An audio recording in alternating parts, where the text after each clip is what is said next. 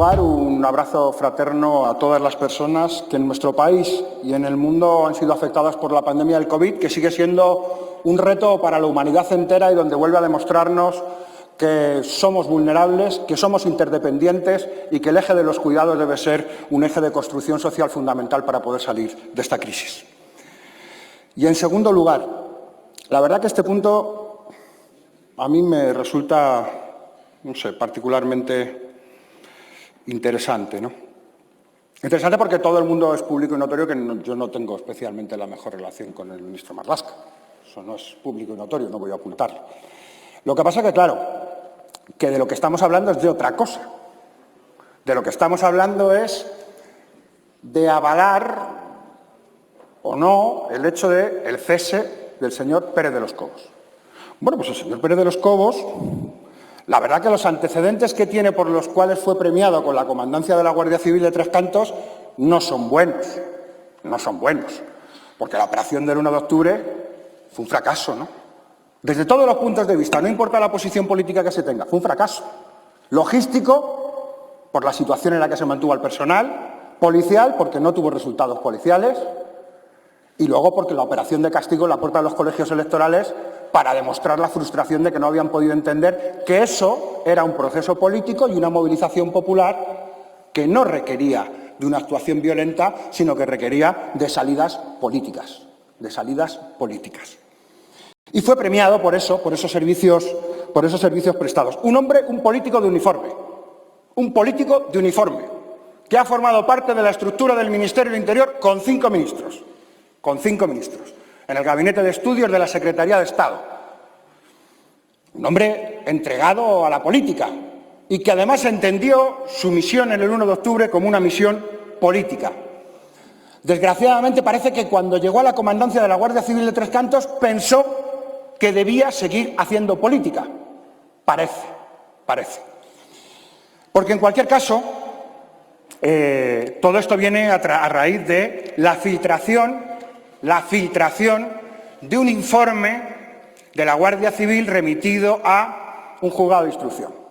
Se filtra a los medios de comunicación un informe que es absolutamente infame y que además degrada el trabajo de los agentes de la Guardia Civil, porque es impresentable.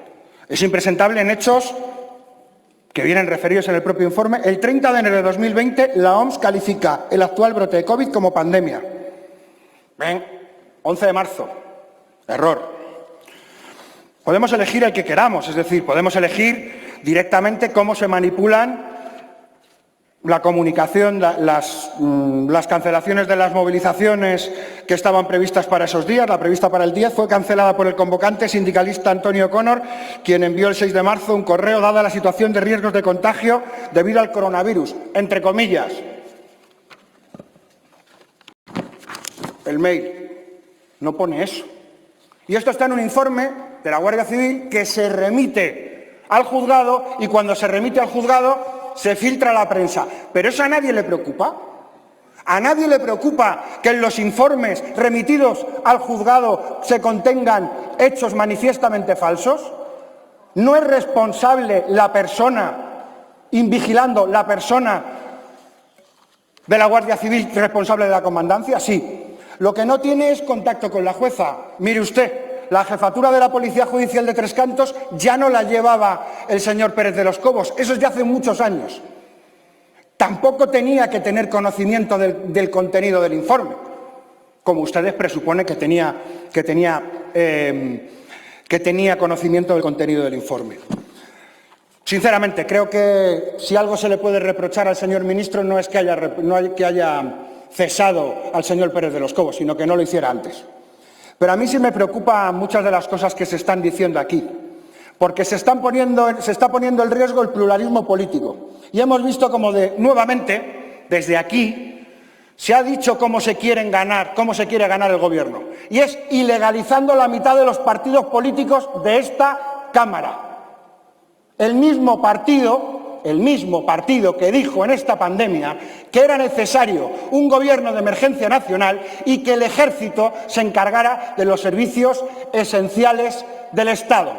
un gobierno de emergencia nacional con 4 ministerios, el ejército controlando los servicios esenciales del Estado y la prohibición de la mitad de los partidos políticos, ¿eso cómo se llama?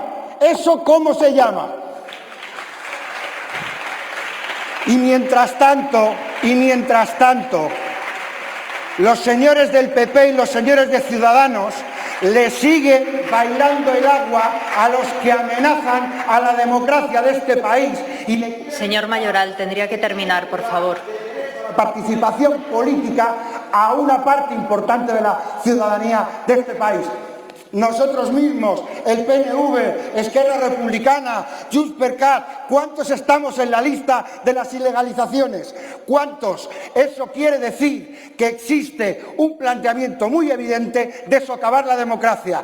Y la coalición de PP y Vox es hoy una amenaza para la democracia que cuestiona el pluralismo político y cuestiona los derechos de amplios sectores de la sociedad española.